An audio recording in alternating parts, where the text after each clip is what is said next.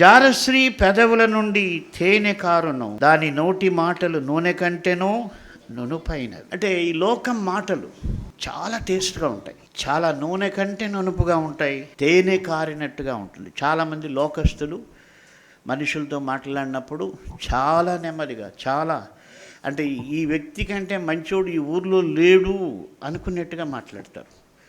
అబ్బా, ఇలాంటి వ్యక్తి నాకు పరిచయం కావడం నా భాగ్యం అనుకుంటారు. ఎలాంటి వాళ్ళు అంటే బైబిల్ చదవనటువంటి వాళ్ళు.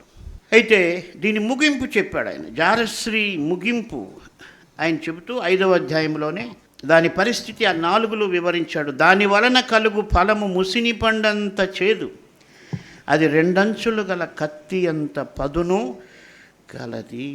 2 అంచులు గల కత్తి ఏం చేస్తుందంటే మనిషికి పొడిస్తే అటువైపు గాయము, అటువైపు నొప్పి, ఇటువైపు నొప్పి, అంతేకాదు మొత్తం శరీరాన్ని చీల్చేస్తుంది.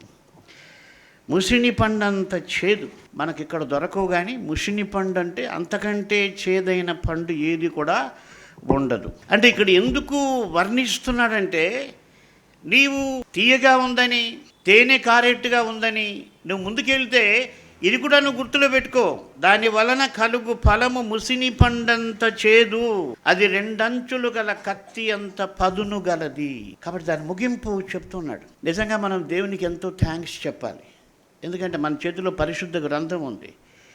ఇది తెలియక ఎంతోమంది బలైపోతున్నారు, దుష్టుల మార్గంలోకి వెళ్ళిపోతున్నారు, భక్తిహీనుల త్రోవను చేరుతూ ఉన్నారు, మూర్ఖుల మార్గంలోకి వెళ్తూ ఉన్నారు. ఇక్కడ జారశ్రీ అంటే ఈ లోకంలో ఈ యొక్క నునుపైనటువంటి తేనె కారేటువంటి ఆ యొక్క లోకంలో చిక్కుకొని పోతున్నారు.